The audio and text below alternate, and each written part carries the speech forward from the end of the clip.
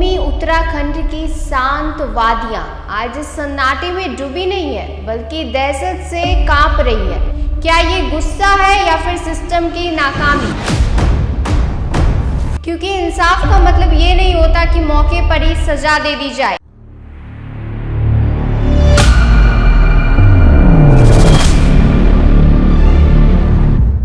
नमस्कार, watch news देख रहे हैं आप। मैं हूं आपके साथ श्रुति राज। देवभूमि उत्तराखंड की शांत वादियां आज सन्नाटे में डूबी नहीं है बल्कि दहशत से कांप रही है। राजधानी देहरादून का प्रेम नगर इलाका, जो कभी छात्रों के सपनों का केंद्र हुआ करता था, आज एक ऐसी वारदात का गवाह बन चुका है जिसने हर किसी को झकझोर दिया है। इस पूरी घटना के पीछे की वजह और भी चौंकाने वाली है। पुलिस की शुरुआती जांच में सामने आया कि ये सिर्फ एक झगड़ा नहीं था, बल्कि पिछले 2 महीनों से सुलग रही रंजिश का नतीजा था। कैंपस में वर्चस्व की लड़ाई, ग्रुपबाजी और यहाँ तक कि पश्चिमी उत्तर प्रदेश और बिहार के गानों को लेकर विवाद।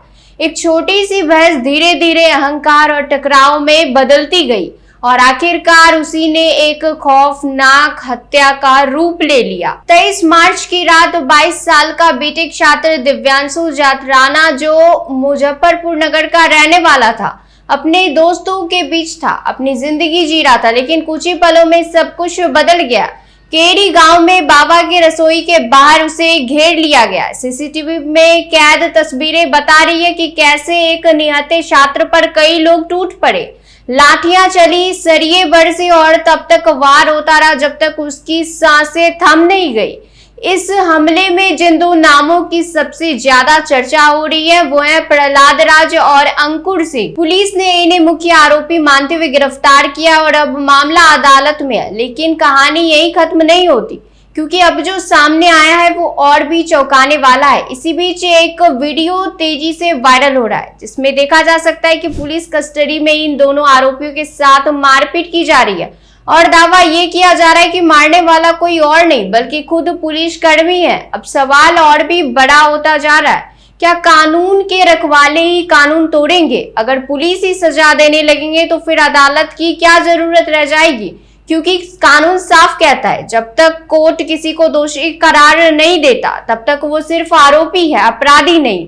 अगर ये वीडियो सही है तो ये सिर्फ एक केस नहीं बल्कि पूरी न्याय व्यवस्था पर सवाल खड़ा कर रहा है। क्या ये गुस्सा है या फिर सिस्टम की नाकामी? क्योंकि इंसाफ का मतलब ये नहीं होता कि मौके पर ही सजा दे दी जाए। इंसाफ का मतलब होता है सबूत, सुनवाई और अदालत का फैसला।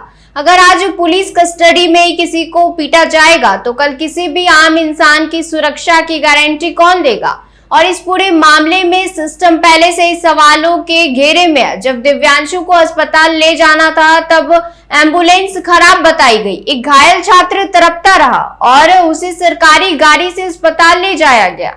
आज दिव्यांशु का परिवार इंसाफ की गुहार लगा रहा है। लेकिन अब सवाल सिर्फ आरोपियों की सजा का नहीं है बल्कि ये भी है कि क्या इस देश में कानून का राज सच में बचा हुआ है? अब देखना ये है कि सच क्या है, क्या ये वीडियो सही है, और अगर सही है तो क्या इस पर भी कार्रवाई होगी या फिर ये मामला भी सवाल बनकर रह जाएगा? ऐसे ही तमाम खबरों के लिए बने रहिए हमारे साथ, देखते रहिए वॉच न्यूज। धन्यवाद।